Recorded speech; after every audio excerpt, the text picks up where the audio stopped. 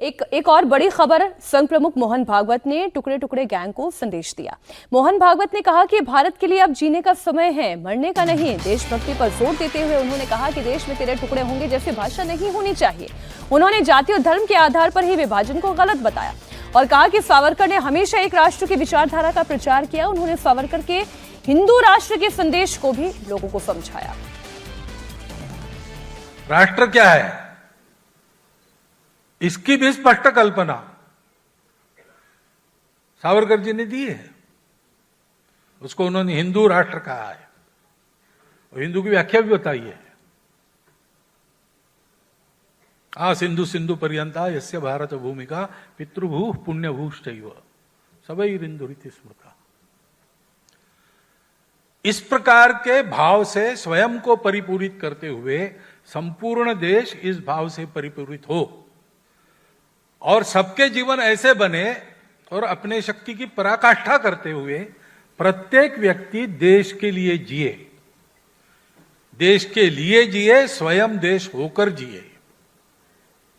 भारत बने, भारत को जाने, भारत बने, भारत को माने जीवन में, उसके लिए जिए। रागी जी, ये टुकड़े टुकड़े गैंग के लिए जगह नहीं है और ये टुकड़े टुकड़े वाली भाषा भी भारत में नहीं चलेगी। अब भागवत जी की नसीहत कौन मानेगा? जिसको जो बोलना होगा सो तो बोलेगा ही। देखिए, परम पूजनीय सर संघ चालक जी ने जो कहा वो बात तो अपनी जगह बिल्कुल सही है, लेकिन बंगाल आप हमें दिखाई दे रहा है, हमको ये भी दिखाई दे रहा है कि सीए जब आया तो भारत का मुसलमान सड़कों पर उतर आया।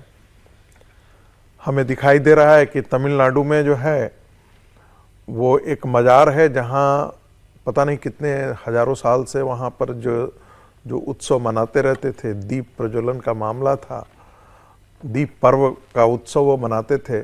और उनके लिए कहा जाता है कि जैसे उत्तर भारत के अंदर दीपावली मनाई जाती है वैसे ही वो दक्षिण भारत में मनाया जाता है। वहाँ पर मुसलमान तो छोड़िए, हिंदू समाज जो सावरकर कहते थे, जो हिंदू समाज, क्या हिंदू समाज भी आज संगठित है? क्या हिंदू समाज भी उसी रूप में सोच रहा है? मुझे तो कहीं नहीं दिखाई दे रहा है ये चीज़ें। टुकड़े टुकड़े गैंग सिर्फ मुसलमानों तक पहले सीमित लगता था कि ये मुसलमान जो है, मुसलमानों की एक आबादी, सारे मुसलमान भी नहीं, ये भी कहना बड़ा अन्याय होगा। मुसलमानों की एक बड़ी आबादी में सोच वैसी ही थी क्योंकि वो मदरसे और उससे अभी तक वो बाहर नहीं निकल पाया है। लेकिन क्या हिंदू समाज का हिस्सा, एक बहुत बड़ा हिस्सा सावरकर की सोच के साथ खड़ा है? नहीं, हम कहेंगे कि नहीं। और इसलिए नहीं खड़ा है कि वो सावरकर को गलत मानता है, वो इसलिए नहीं है कि वो संघ जो कह रहा है उसमें उसको तर्क नहीं दिखता है, ऐसा नहीं है। वो सिर्फ इसलिए ऐसा करता है क्योंकि उसको लगता है कि हमारे यहाँ 25% जो मुस्लिम वोट है ये इससे हमसे विदक जाएगा, ये हमसे नाराज हो जाएगा, ये हमसे छिटक जाएगा। हम लोगों ने कुछ दिन पहले वंदे मातरम पर चर्चा की। नेहरू को डर क्या था? यही तो डर था कि मुसलमान हमसे विदक जाएंगे। मान लेते हैं थोड़ी देर के लिए, लेकिन ये बात तो हमारे ऊपर 1947 तक ही लागू था ना।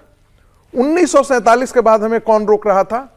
लेकिन भारत के उस समय के नेतृत्व ने भारत की सभ्यता, संस्कृति और आध्यात्म इसको किनारे कर दिया। उसके लिए वेस्टर्न नेशनहुड वही उसके लिए पैमाना रहा, वही उसके लिए आदर्श रहा। उसमें गांधी भी कहीं नहीं थे।